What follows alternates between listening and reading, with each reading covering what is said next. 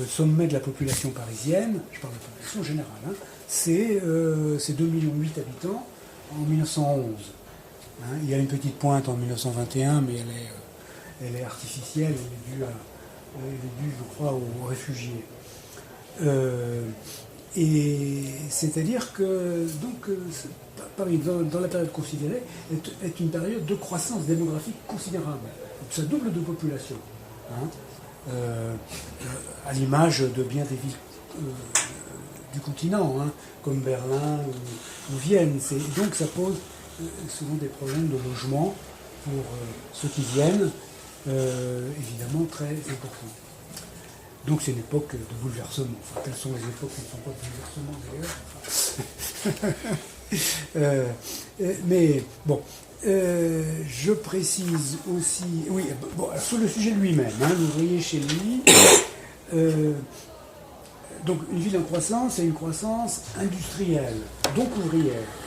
On parle beaucoup du peuple du XIXe siècle, enfin bon, ça fait partie des images de Paris qui sont justes, hein, mais on oublie de dire que c'est parce qu'il y a une industrie. Hein.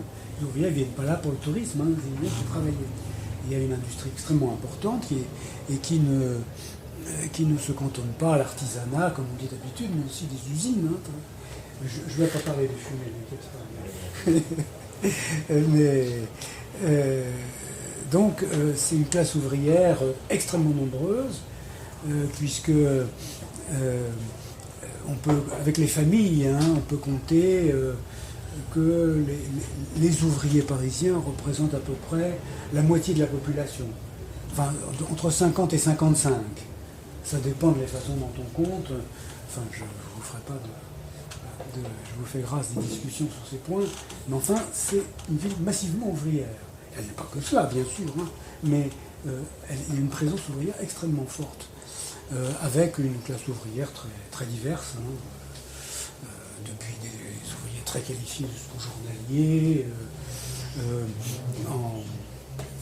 Bien sûr, il y a les femmes, il y a les enfants. Donc, un monde, si vous voulez, très divers, mais massif. Alors, si j'ai dit l'ouvrier chez lui, parce que, justement, c'est ce que je disais à l'instant, c'est que ce qui m'intéresse principalement, c'est la sphère privée. Cette expression chez lui peut vous apparaître banale, hein, bon, chez lui, d'accord, mais ce n'est pas tellement en fonction, enfin, si on regarde l'historiographie de la question, de la part d'historiens ou de la part de sociologues, hein, qui aiment beaucoup faire des rétrospectives, s'appuyer sur un point du passé pour dire comment aujourd'hui c'est différent, enfin, en faisant souvent de grosses erreurs, mais enfin, c'est comme ça. Et parce que les choses changent aujourd'hui un petit peu, dans certains domaines j'y ai un peu contribué, mais la vulgate, si j'ose dire, de la démonstration consiste à dire qu'à ces époques, hein, à ces époques de grossissement des villes, d'absence de logement social, hein, d'aide quelconque, les ouvriers, les familles ouvrières, pauvres, vivent dans le quartier, dans la rue. C'est ça, il n'y a pas de vie privée. L'intimité est impossible du fait des conditions matérielles et du fait des mentalités. Hein, c'est pas, on privilégie le collectif, on privilégie le groupe, on privilégie la rue, hein, mais pas le logement, pas l'intime, si vous voulez. C'est encore ce que vous voyez dans l'historiographie. Si vous, encore une fois, les choses changent, mais enfin, c'est quand même ça qui est officiellement est en dominant, si vous voulez, songer à l'importance dans les images de Zola, hein, assez du Zola. Hein, il y a un côté très, enfin, une optique parfois très misérabiliste. Je ne dis pas que la misère n'existe pas, hein, c'est pas ça, mais il y a un a priori misérabiliste qui parfois cache les réalités. Et chez certains historiens, il y a aussi parfois des jugements comment dire, moraux, enfin, sur la qualité humaine même de ces ouvriers, hein.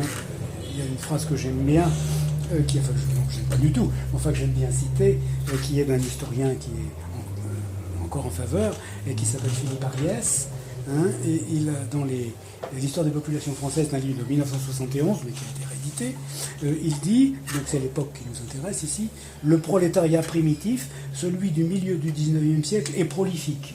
Ça c'est vrai. Il ne compte guère ni ses enfants ni ses femmes.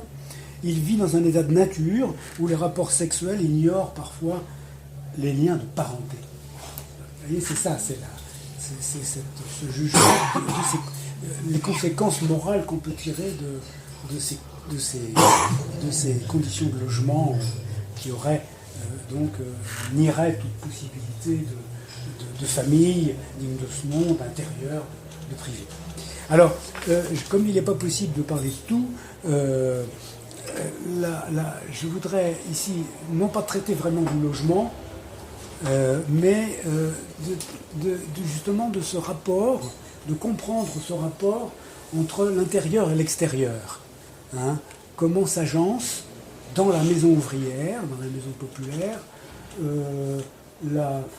ce qu'on peut appeler la communauté et l'intimité.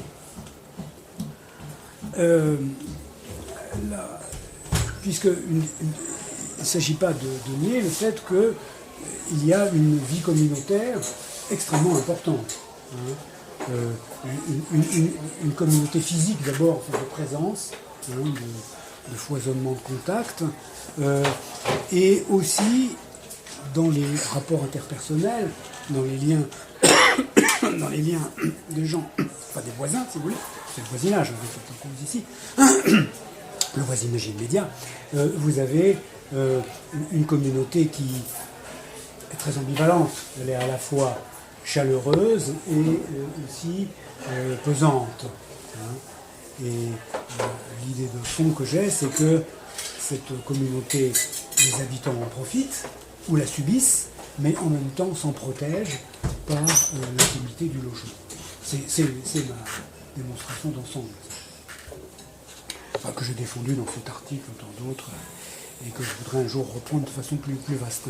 Alors, ici, je veux voir les choses au niveau de la maison, hein, de la maison populaire. Il n'y a pas de maison ouvrière à proprement parler, les populations mêlées, mais la maison. C'est artificiel parce qu'on ne peut pas séparer la maison d'en face, enfin, mais de proche en proche, le risque c'est de prendre trop de choses. Enfin, où est-ce qu'on s'arrête, quoi, les quartiers. Bon, la maison, donc le voisinage immédiat. Alors, de même que cette classe ouvrière, elle est très diverse, la maison populaire est aussi très diverse à cette époque. Hein. Vous avez des maisons qui restent encore dans le centre de Paris, populaires, qui n'ont pas été détruites par les grands travaux, haussmanniens et post-haussmanniens. La République a beaucoup détruit aussi, hein, presque plus qu'Haussmann d'ailleurs.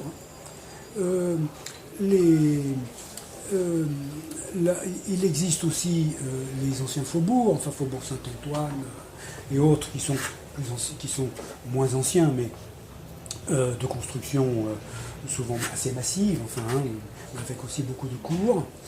Et vous avez toute la périphérie. Pardon, c'est les cacahuètes. Toute la périphérie, qui est justement cette périphérie annexée en 1860, qui est vraiment très ouvrière. L'Ouest, 16e, 17e, ne se développera que lentement. Il ne faut pas se focaliser sur l'Ouest parisien avant 1900. Hein, ça compte très peu avant.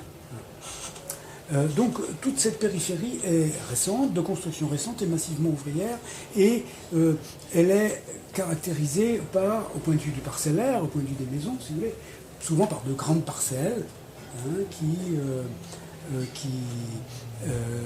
où se prolifère un habitat qui est bas. On a une image, là aussi, d'une classe ouvrière qui est dans des casernes, comme on disait au XIXe siècle. Hein, c'est-à-dire dans des immeubles massifs de 5, 6, 7 étages. Et l'Assommoir de Zola a beaucoup fait pour ça. Hein. Il l'appelle la caserne, d'ailleurs, de la chapelle, je ne sais plus. Et bon, ça existe, enfin, bien qu'il a été démontré que l'immeuble décrit par Zola n'a jamais existé. Hein. Mais enfin, bon, ça qu'importe. Ce type d'immeuble existe, mais n'est pas du tout majoritaire. Hein. Les ouvriers, les pauvres vivent plutôt dans des maisons basses. Hein. La maison haute, c'est la maison bourgeoise. Hein. C'est la maison haussmannienne, hein, l'immeuble haussmannien qu'on met à toutes les sauces aujourd'hui. C'est un immeuble massif, bourgeois et riche. Hein, c'est les bourgeois qui ont commencé à vivre dans des maisons hautes. Et bien évidemment, dans de toutes autres conditions que pouvaient vivre les pauvres dans des maisons basses. Hein, ça va de soi.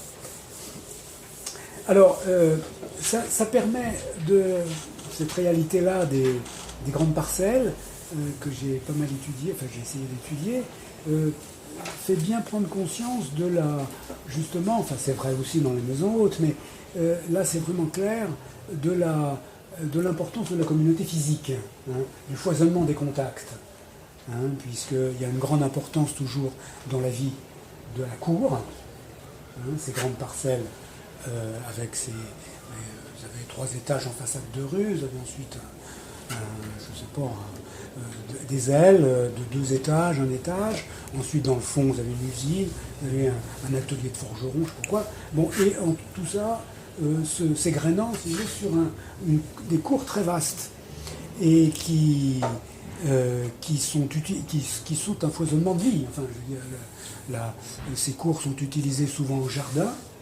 Hein, les jardins qui marchent souvent avec les logements. Hein, c'est une chose peu connue, mais c'est important ça. Il y a les jardins maraîchers à Paris toujours, bien sûr. Mais là, je parle des jardins un peu comme les jardins partagés d'aujourd'hui, mais à une taille un peu plus grande, et qui marchaient avec le logement. Vous avez aussi l'utilisation de ces cours pour le linge. Ça a l'air de rien, mais c'est très important. Le linge, puisque là, traditionnellement, les femmes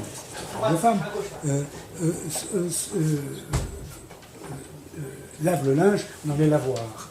Hein, parce qu'à domicile, il n'y a pas de place et donc il y a trop d'eau. Hein. Donc le lavoir est un lieu, effectivement, où on lave le linge. Bon, ça ne vous apprend rien. Mais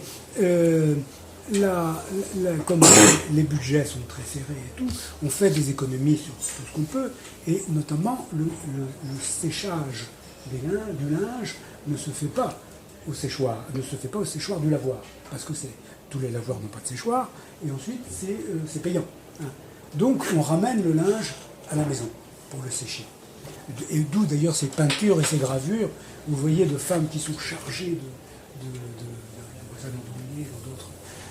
Stelaine et tout ça, ces femmes qui sont chargées d'une grande corbeille de linge, eh bien c'est pas forcément des blanchisseuses de profession, c'est des ménagères qui ramènent le linge à sécher.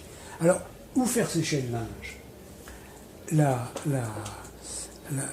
Lorsqu'il n'y a pas de cour, lorsqu'elle est trop petite, on le fait sécher à domicile. Alors vous imaginez les conséquences sur l'humidité, le linge qui pend, hein, au milieu de la famille. Et d'ailleurs, je crois que l'image que j'avais trouvée, qui sert d'hameçon pour cette conférence, montre justement, vous voyez, un intérieur de Charonne, avec, c'est une pièce unique probablement, et vous voyez du linge là, qui est suspendu. Hein. Je pense, et mon interprétation, c'est que c'est le linge qui sèche, hein, donc qui dégoûte par terre, et qui bien sûr provoque une grande humidité, mais enfin les maisons n'ont pas besoin de ça pour être humides. Alors, d'où l'importance des cours, le fait d'avoir une cour que l'on partage, hein, on a son fil et on peut le faire sécher, épargner le logement, hein, et le faire sécher dans la cour. Je reviendrai sur la cour tout à l'heure, parce que c'est... Enfin, donc tout ça, c'est des allées-venues, c'est une occupation de l'espace assez dense, et les personnages qui sont omniprésents dans ces cours, ainsi que dans les escaliers des maisons, ce sont les enfants. comme disait l'historien, les familles sont prolifiques, c'est-à-dire qu'il y a effectivement beaucoup d'enfants, même s'il y a un contrôle des naissances qui apparaît à la fin du siècle. Mais les enfants sont omniprésents. Enfin, les jeux dans la cour, lorsque c'est autorisé, mais en général ça l'est, sont très importants. Les jeux des enfants, c'est toujours il reste assez peu dans le logement, mais c'est de dévaler les escaliers. Un grand jeu, souvent décrit, on dévale les escaliers. Moi, je suis arrivé le premier à favoriser les jeux qu'on peut faire sur les paliers et dans les escaliers. Donc l'enfant, je ne dis pas qu'il est roi, c'est pas ça du tout, mais il est dans son royaume, enfin, si j'ose dire, dans ces cours-là. Donc, vous voyez les contacts qui se font forcément. Les enfants servent aussi d'intermédiaires dans les familles. C'est un rôle bien connu je veux dire que ils font se connaître les gens, parce que ils ont souvent porte ouverte sur les paliers, et forcément, bon, les parents font connaissance, donc il y a des liens qui se créent ici forcément. Mais sur cette communauté, au-delà des cours, ça peut paraître un peu assez sympathique, mais il y a des aspects qui le sont beaucoup moins. Notamment l'aspect, la collectivité des équipements, de l'équipement de la maison. Et là, la responsabilité directe, en tout cas des dénouements et de ses conséquences, elle porte sur les propriétaires. Vous savez, à l'époque, il n'y a pas de copropriété, c'est une maison à propriétaire, souvent résident, surtout dans ces coins périphériques, ouvriers, pas toujours, enfin, ils sont souvent là, il y a un concierge. Pardon. Et son obsession, c'est le paiement des loyers, évidemment, mais c'est aussi les frais généraux. Donc, et parmi les frais généraux, la chose à laquelle ils font la guerre, c'est l'eau. Pas d'eau, parce que l'eau, ça coûte. L'eau est une charge de la propriété.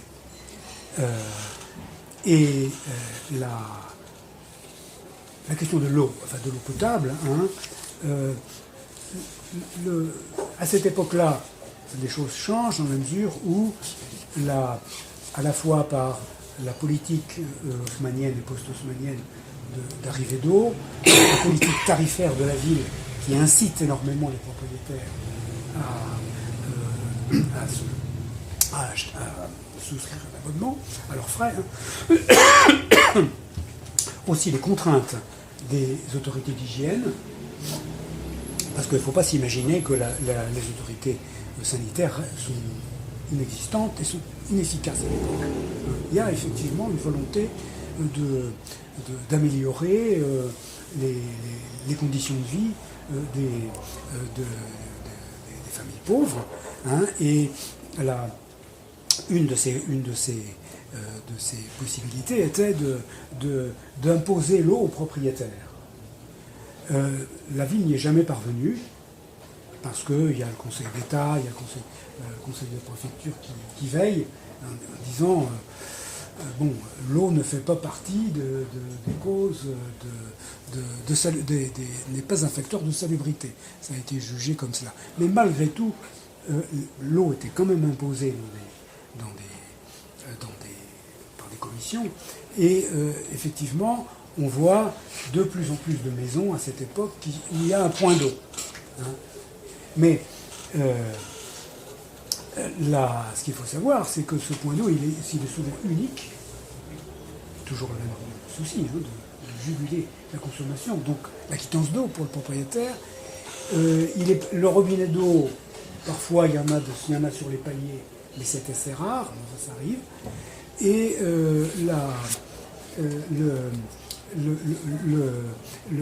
donc ces robinets très peu nombreux sont placés souvent dans des endroits dissuasifs, dans les lieux d'aisance par exemple, dans la cave, et sont ouverts que 1, 2 ou 3 heures par jour. Le reste on coupe, pour éviter le gaspillage. Donc vous voyez donc les queues devant les fontaines. Alors il y a l'eau, d'accord, mais il faut voir les conditions à laquelle elle est accessible. L'eau est accessible. Et ce sont des maisons où il y a 50, 60, 100 personnes, assez couramment.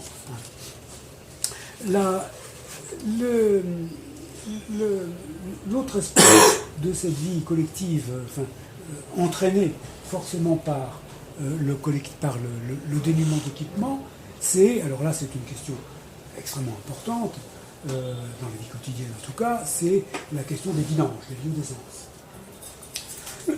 des cabinets d'aisance. Il faut éviter le mot cabinet tout court parce qu'il est très ambigu, dans la mesure où cabinet c'est une pièce noire, donc pas forcément un usage d'aisance. Alors là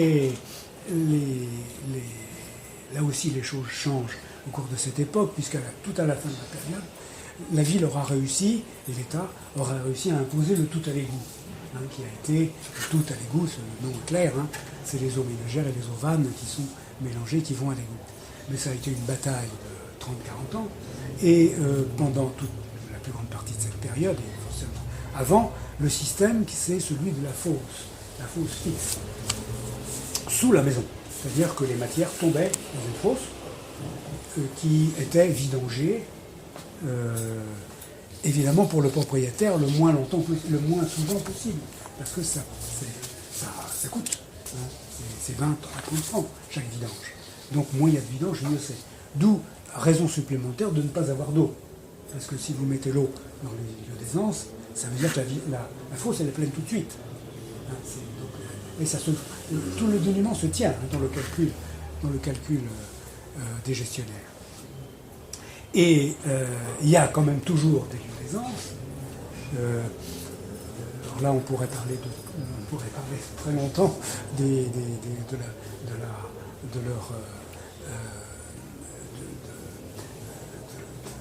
l'insuffisance, de la petitesse, le fait qu'ils ne soient pas éclairés, etc. Mais je dirais que c'est rien ça par rapport à l'insuffisance du nombre de ces lieux d'aisance. Là, d'après les statistiques, on peut voir que c'est un simple ordre de grandeur, mais enfin, ça peut donner une idée. Il y a à peu près en moyenne par maison un lieu d'aisance pour 4 à 5 logements. 4 à 5 logements, si vous multipliez par 3, ça peut être parfois plus, parfois moins, mais enfin, 3 sont un bon chiffre. Donc ça fait un lieu d'aisance pour 12 ou 13 personnes. Ce qui est quand même un peu... n'importe comment n'est qu'une moyenne, dans la mesure où on peut trouver très facilement des documents où il y a 20, 30, 40 personnes qui doivent se partager un seul cabinet d'aisance. Et au-delà d'un certain chiffre, il est bien sûr impossible d'entretenir. Autrement, les concierges, dont c'est la tâche, sont dans ces quartiers-là très peu payés et font le service minimum pour tout ce qui est ce type d'entretien. Et ils sont freinés par les propriétaires parce que pour bien entretenir, il faut de l'eau, évidemment. Donc on retombe sur le même problème. Donc vivre dans ces maisons, c'est vivre dans une odeur, dans une atmosphère permanente d'ammoniac et de merde. C'est bien ça qui est en cause. Là, Et donc cette collectivité, là, a ces aspects les plus insupportables. Mais en même temps, ça a été pas mal étudié, enfin, parfois un peu mythifié, mais il y a quand même beaucoup de grande réalité, qui est le fait que cette communauté de la maison, la maisonnée, est aussi, on peut appeler ça une communauté morale, d'entraide. On se rend des services, tout simplement se donner la main, on disait, d'un voisin à un autre, mais on a aussi, enfin je reviendrai sur la question d'entraide, parce qu'elle est un peu compliquée, mais vous avez aussi des rituels dans ces maisons. Là, je ne pense pas que ça soit spécifique aux maisons populaires, mais enfin, vous avez les rituels de la naissance, les rituels de la mort, dans la mesure où il faut savoir que la majorité, ou la très grande majorité, bien qu'au cours de la période ça décline, la mort et la naissance sont à domicile. Donc, ça veut dire qu'il y a forcément une présence du voisinage qui est forte. Et notamment pour la mort, les rituels c'est beaucoup moins connu pour les naissances. Mais pour la mort, les rituels sont assez connus. L'achat d'une couronne, épargner les démarches pénibles à la famille, le convoi au cimetière, et puis surtout des choses peut-être plus, plus engageantes, qui est d'une part la toilette du mort, qui est souvent faite par la concierge ou par une voisine, et la veillée funèbre. Le cadavre reste 2-3 jours, parfois plus, dans le logement. C'est le délai légal, bien un délai légal, mais qui est parfois un petit peu dépassé. Et les voisins, la famille bien sûr, les amis, mais tout le voisinage se succède dans ces veillées, c'est des vrais. Et c'est des veillées, c'est pas cette nuit, en s'en relayant bien sûr. Donc, c'est une chose qu'il faudrait d'ailleurs approfondir, mais qui est assez frappante. Et les médecins sont rentrés en guerre contre ces pratiques à un certain moment, pour des raisons évidentes, d'odeur, de risque de contagion. Et certains avaient proposé qu'il y ait, et ça montre bien une certaine compréhension malgré tout du peuple, de faire des maisons mortuaires dans les quartiers. C'est-à-dire qu'on puisse sortir le parent mort, le voisin mort du logement, mais de le mettre dans une maison à 2 pas, où on puisse faire effectivement tous les rites, et notamment les veillées. Le conseil municipal a refusé, mais ça a été à l'origine de chambres des chambres mortuaires dans les cimetières, c'est ça.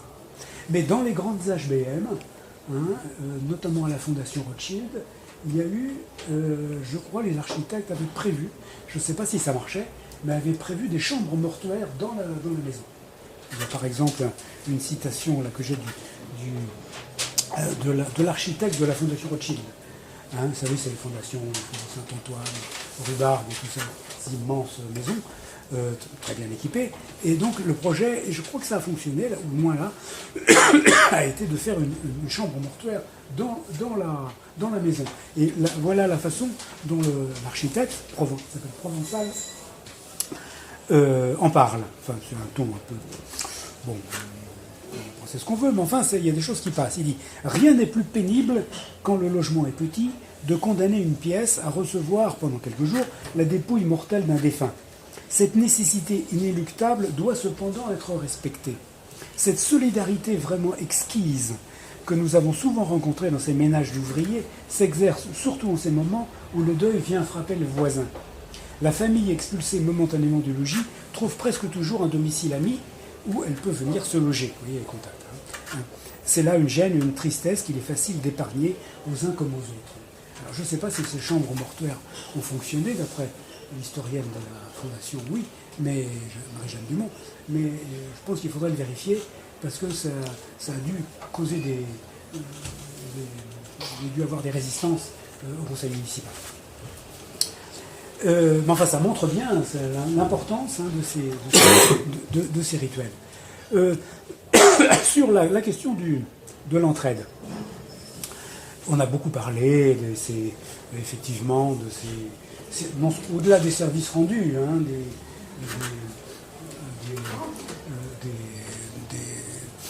des recueils du prêt de vêtements, d'accueil à domicile de gens qui sont dans la débine et tout ça.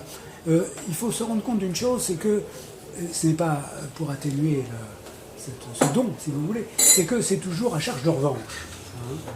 C'est toujours je t'aide, hein, pour qu'un jour, toi tu m'aides. C'est toujours, c'est la logique souvent de cette solidarité, de cette proximité. Les gens qui apparaissent à tort ou à raison un peu comme un peu tapeurs, un peu ne faisant pas d'efforts, sont rapidement mis de côté. Hein. Et là, ceux qui ne respectent pas cette morale, l'enfreignent, quoi. Il y a par exemple un petit conte que j'ai trouvé qui date d'une petite histoire de 1850, je crois. Hein. Ça s'appelle le conte des deux voisins. L'un d'eux avait des livres et un ménage très mal monté. L'autre avait au contraire un très beau ménage, mais pas le plus petit livre. Ménage veut dire mobilier. Enfin. Un soir, celui-ci, c'est-à-dire celui qui avait le très beau ménage, cria à travers la cloison « Voisin, prêtez-moi donc un livre, je ne puis dormir. »« Mes livres ne sortent pas, répondit celui-là. Venez lire chez moi tant que vous voudrez. » Quelques jours après, ce fut le tour du bibliophile de s'écrier « Voisin, mon feu ne veut pas s'allumer, prêtez-moi votre soufflet. » Venez souffler chez moi tant que vous voudrez, répondit l'autre. Mon soufflet ne sort pas de chez moi. Vous voyez, cet aphorisme, c'est une belle mise en scène de cette nécessité d'un échange égal, quoi. Et parce que c'est ça, parce que ces entraides, elles existent aussi dans des maisons riches. Il n'y a pas de raison. Hein. Mais simplement, je crois qu'elles ne sont pas basées sur la même logique de cette réciproque. Parce que dans ce cas-là, ça voudrait dire qu'on est obligé d'avouer sa détresse. Hein, qu'un jour on peut être soi-même dans la débine, ce qui ne se fait pas dans un certain milieu, même si on l'est, enfin, n'importe. Mais ça veut dire qu'on n'est pas à la hauteur de la maison, en quelque sorte. Hein, je pense, Fred, c'est la différence qui me semble entre ces différentes formes d'entraide, selon la classe sociale, selon le quartier, selon la maison, etc. Mais il y a aussi des cas où cette entraide, enfin cette aide, cette solidarité, elle s'applique, comment dire, sans contrepartie. C'est-à-dire qu'il n'y a pas de retour attendu. Là, c'est vraiment la solidarité, hein, et qui est premièrement envers les enfants. Si on secourt une famille, si on fait des dons d'aliments à une famille, c'est parce qu'il y a des enfants au faim. Enfin, c'est ça. Hein, c'est vraiment le ressort fondamental. Souvent, dans ces maisons, les enfants, qui sont donc très nombreux, hein, j'y reviens pas, mais on leur confie des commissions. Enfin, tiens, va allumer le gaz, tiens, va me chercher un litre de lait. Enfin, 10 centilitres de lait plutôt. Hein. Et on s'aperçoit, d'après certains témoignages, qu'on privilégie les enfants les plus pauvres. Hein, parce qu'on sait qu'il va donner les sous, enfin, peut-être aux parents, hein, qui en ont besoin. Hein. Donc il y a une espèce de charité discrète qui se fait, de même envers une autre catégorie d'habitants qui sont les vieux, hein, les vieillards. Beaucoup de gens seuls, des femmes particulièrement, bien sûr. Enfin, je dis bien sûr parce que c'est une différence de mortalité. Et les aides envers les vieillards sont très nombreux. Et des dons d'aliments, enfin, bien sûr, mais aussi, justement, on les fait venir chez soi. Hein, parce que, pour leur épargner, leur faire économiser le chauffage, pas le soufflet, mais le chauffage. Hein, souvent ces femmes travaillent à domicile, travaillent de lingerie, hein, donc elles doivent travailler 10 heures, 11 heures, 12 heures par jour pour avoir quelques sous, et donc il faut veiller, il faut s'éclairer. Et donc l'inviter chez soi, c'est lui permettre de faire des économies de pétrole ou de bougies pour gagner ces quelques sous. On a aussi ces systèmes, mais qui sont bien connus ailleurs, hein, de surveillance. On surveille le vieux, tiens, est-ce qu'il est là, est toujours là? Est-ce que une façon de surveillance, si on veut, mais enfin qui est sur le qui-vive, si vous voulez. J'ai connu une sociologue qui avait travaillé dans le quartier du Moulin de la Pointe, dans le 13e arrondissement. Elle s'appelait Suzanne Rosenberg, qui avait fait un travail très intéressant et des articles très intéressants. Et c'était à son époque, c'était des années 1970. Son quartier était surtout peuplé de vieilles personnes. Hein. Et elle avait remarqué que là, c'est plus de la surveillance, mais c'est ce qu'elle appelait de la coveillance. C'est-à-dire que ces réseaux de vieilles femmes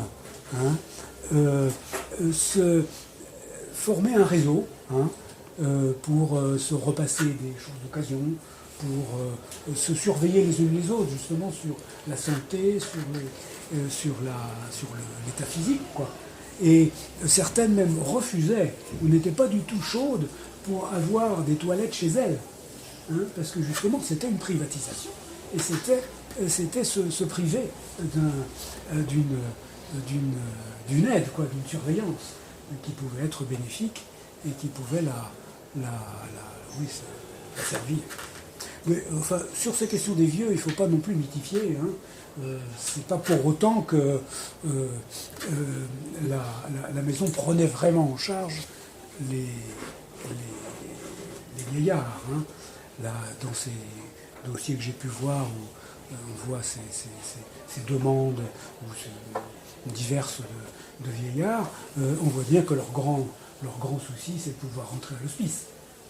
La maison, ça a 15 ans, c'est bien que c'est pas le paradis, quoi. Non plus, alors, on pourrait parler longtemps de ces aspects, vous voyez, qui sont positifs, enfin, je ne sais pas comment dire, de ces communautés de voisinage. Il y a aussi est-ce que c'est un revers, je ne sais pas comment dire, mais il y a aussi l'autre aspect des choses, qui est, à côté de cette chaleur, si vous voulez, il y a la communauté, elle est pesante et elle est querelleuse. Elle est pesante, c'est-à-dire que là aussi ça a été beaucoup décrit avec parfois des exagérations, mais enfin il y a de grandes vérités. Ce sont quand même en général des maisons de verre.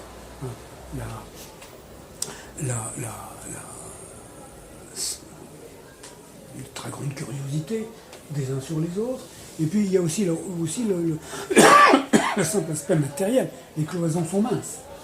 Donc avoir une conversation sur un ton un peu élevé veut dire que les voisins en profitent. Enfin, j'ai interviewé dans mon jeune temps une Bretonne qui parlait de sa vie dans les années 1920, justement dans ce quartier-là, du 13e, le quartier de la Gare. Elle me disait, quand on voulait s'engueuler avec mon mari, on s'engueulait en breton. Comme ça, les gens ne comprenaient pas.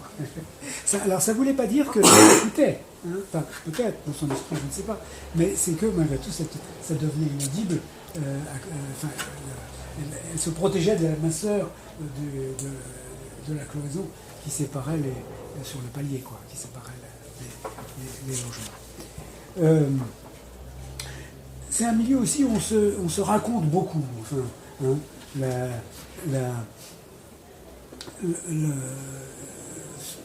les femmes, bien sûr, mais les hommes aussi, mais c'est pas dans les mêmes lieux. Les hommes, c'est plutôt le bistrot, et les femmes, c'est plutôt dans la maison. On s'échange beaucoup sur des informations intimes, enfin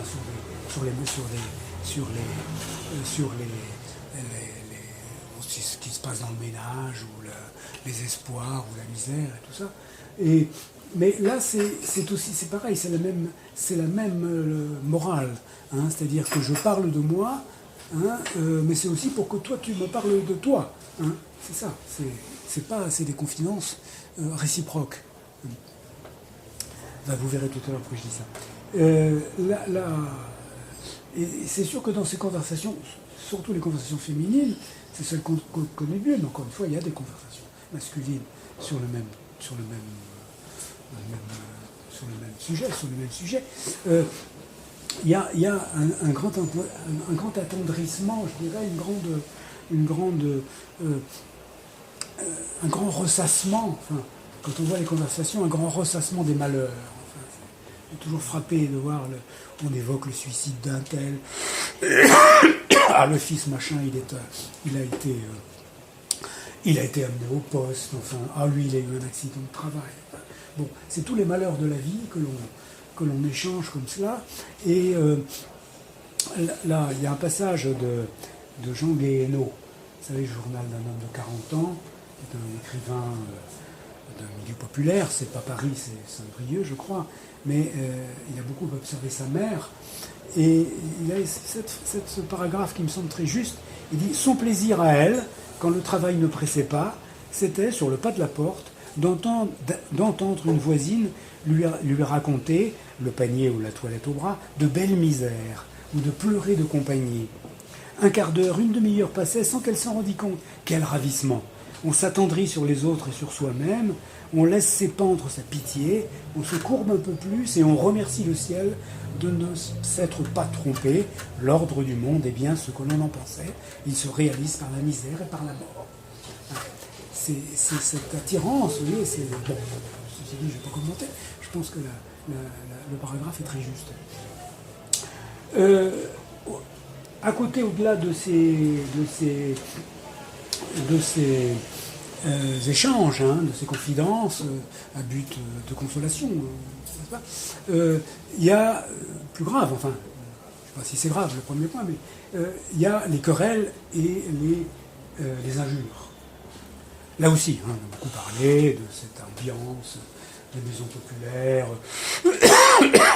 où l'injure est rapide, le coup arrive vite.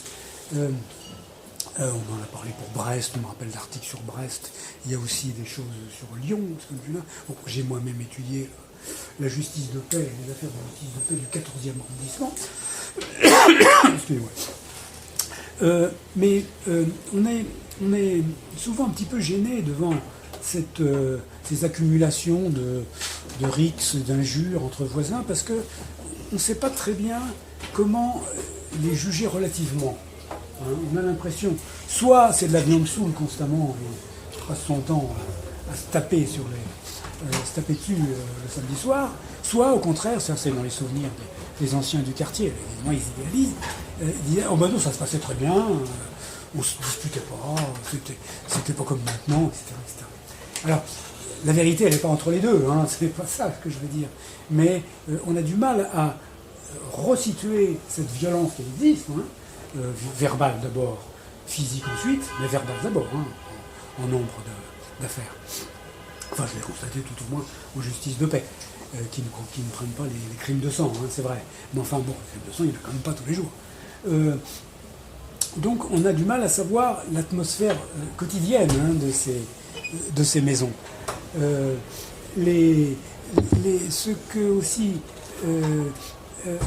qu'on est très gêné dans ces sources... Ah ben je reviens, hein. Ça va faire passer la cacahuète. Merci.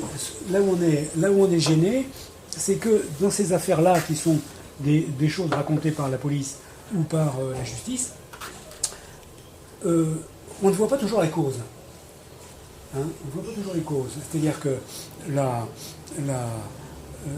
on sait bien bon, qu'un tel, il a cogné un tel, que monsieur machin, il a injurié sa voisine de palier, mais c'est rare qu'on sache pourquoi.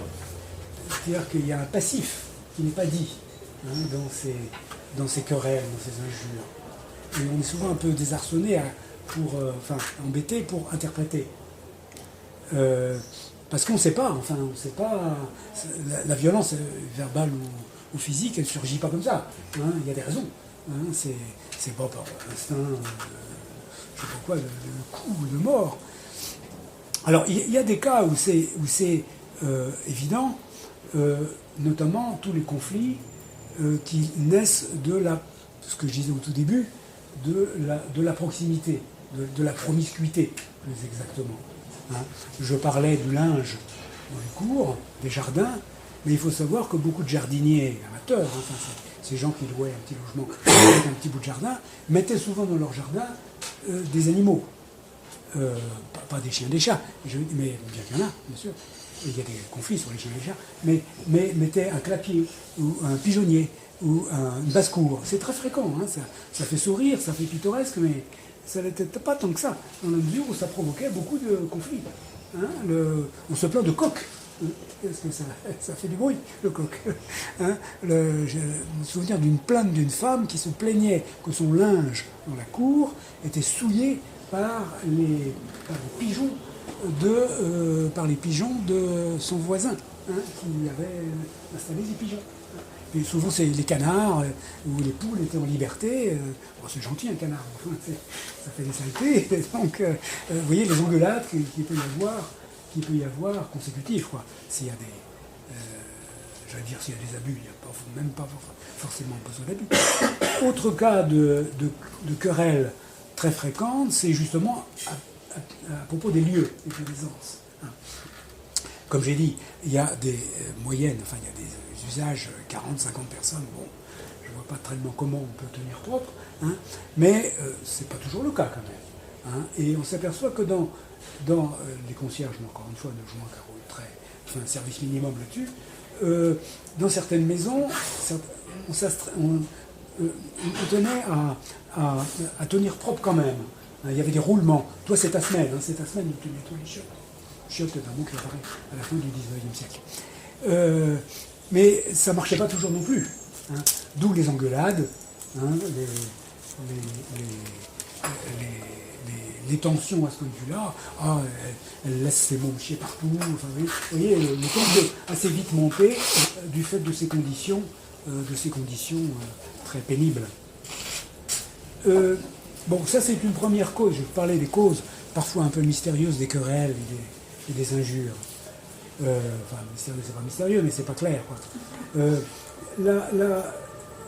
Une autre série de causes, à mon avis, c'est qu'il faut comprendre que dans ces maisons, aucune maison ne ressemble à une autre, même si statistiquement c'est pratiquement interchangeable. Hein. Il y a un climat dans chacune de ces maisons. Hein. Il y a, une moralité, hein, qui peut différer d'une maison à une autre. On voit bien, dans le 13e, par exemple, j'ai bien vu, certaines maisons qui étaient occupées par des employés de chemin de fer de Paris-Orléans, ou les ouvriers chocolatiers, je ne sais pas pourquoi, mais étaient des maisons où il y avait un peu plus... Il y avait quelques dizaines de francs de différence d'ailleurs de loyer. Dans un ménage populaire, ça compte. Et on voit bien que c'est des maisons assez rigoristes. Enfin, la personne qui vient là et qui n'a pas un comportement, qui correspond à cette morale, si vous voulez, devient à ce moment-là, devient pas pestiféré, c'est pas le mot, mais je veux dire, c'est une cause de conflit qui apparaît. Par exemple, dans ces maisons-là, une fille mère, le concubinage, l'adultère, c'est très très mal vu. Hein, et ça peut expliquer certaines injures, ensuite, adressées à ces femmes qui n'étaient pas dans le ton, si vous voulez. Hein. Dans certains cas, par exemple, on voit bien que dans certaines maisons, le voisin qui fait du tapage est très toléré, dans d'autres, pas du tout. Hein. Donc il y a un climat, si vous voulez, qui se crée et qui peut expliquer certaines tensions, certaines querelles. Par contre, il y a une chose, je dis ça presque incidemment, mais une chose qui m'a frappé, c'est que il y a un moralisme ouvrier, hein, net, hein, qu'on peut trouver particulièrement développé dans certaines maisons. Mais une chose qui m'a toujours frappé, c'est que la prostituée est admise sans aucun problème. Évidemment, pas celle qui se livre à la prostitution dans la maison, ça c'est autre chose. Hein. Mais on sait son métier, donc elle fait son métier ailleurs, on sait ce qu'elle fait, mais il n'y a aucune réprobation.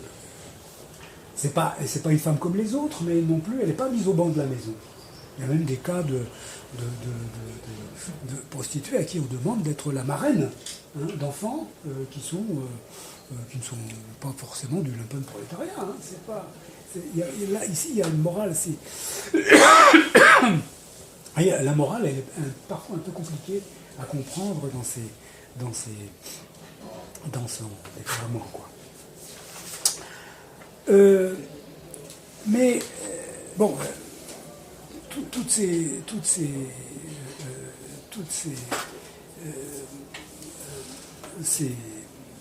cette communauté, n'est-ce pas, un peu pêle-mêle, où les gens se racontent beaucoup, il ne faut pas se méprendre, et elle n'est pas du tout incompatible avec la préservation de l'intimité, c'est-à-dire du logement.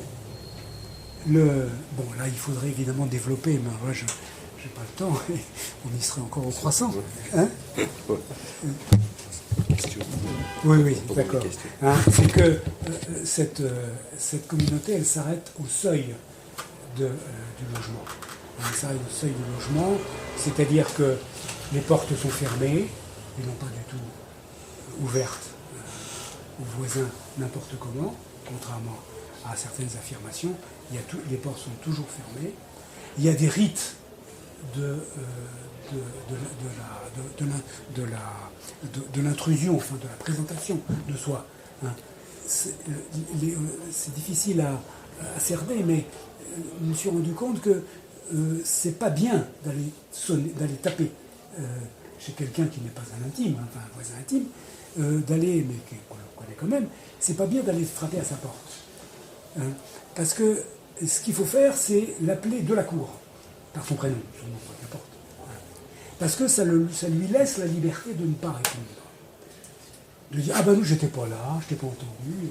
Tandis que les logements sont petits, ça s'entend, quelqu'un qui frappe à la porte, c'est difficile de faire le mort. Hein. Vous voyez, donc si on n'a pas envie de répondre, ben, on est obligé de répondre. Donc là, il y a des espèces de rites, si vous voulez, de précaution de l'intimité, qui me semblent justement une des limites de la communauté et de son emprise éventuelle. Hein, et par exemple, ces femmes ces anciennes ouvrières du quartier du 13e que j'ai interviewées, enfin, c'est des existences des années 20, hein, elles avaient des tas de formules pour exprimer ça. Elles disaient on était les uns avec les autres, mais pas les uns chez les autres. Ou on avait les voisins sous la main, mais pas sur le dos. C'est ça, hein, tout est là, je crois. Hein, on est les uns avec les autres, mais bon, tu t'arrêtes, tu rentres pas chez moi comme ça. D'où, d'ailleurs, les grandes difficultés, c'est ce que je développe dans cet article, de la maison à réagir devant le voisin scandaleux. Hein, parce que là, on n'est plus dans la confidence, on n'est plus dans la réciprocité. Hein, des voisins qui ont des comportements qui sont réprouvés, à des degrés divers d'ailleurs, le fait de battre sa femme, le fait de battre ses enfants, ou l'inceste, c'est-à-dire le viol de petite fille, hein, c'est ça, dans 95% des cas. On sait très bien que c'est ça, mais c'est intervenir, c'est se mêler des affaires des autres. Hein. La morale, c'est toujours la réciprocité. Je ne me mêle pas de mes affaires, je ne me mêle pas de tes affaires, tu ne te mêles pas des miennes. D'où, lorsque le scandale est fort, la difficulté à intervenir pour le voisinage. Évidemment, il y a les lettres anonymes, il y a la plainte au commissariat, mais rentrer dans le logement pour empêcher les coups, hein, par exemple, c'est très douloureux, on dirait. Il y a bien sûr aussi la passivité et l'indifférence. Mais je pense que c'est plus justement cette gêne à franchir le seuil et à se mêler des affaires d'autrui. Il y a des degrés divers aussi dans ces jugements divers sur ces comportements. Mais enfin bon, je ne vais pas vous pouvez lire l'article. Et je conclurai, avant la question, en disant que pour les ouvriers, cette communauté, vous voyez, on était les uns chez les autres, enfin les uns avec les autres, les uns avec les autres, mais pas les uns chez les autres, a toujours entraîné une très grande méfiance vis-à-vis de la collectivité, vis-à-vis des maisons denses, a fortiori des maisons hautes. Et je pense, ça fait souvent bondir quand je dis ça, mais je pense que l'habitat individuel, le pavillonnaire, qui se développe déjà dans Paris d'ailleurs, c'est pas connu, mais ça existe déjà dans Paris, et qui se développera, et qui se surdéveloppera en banlieue dans l'entre-deux-guerres, correspond bien à cette volonté de conciliation du voisinage, parce que c'est pas une ségrégation, hein, c'est pas, mais en même temps être chez soi. Une préservation, quoi. Ben merci. Merci beaucoup. Merci.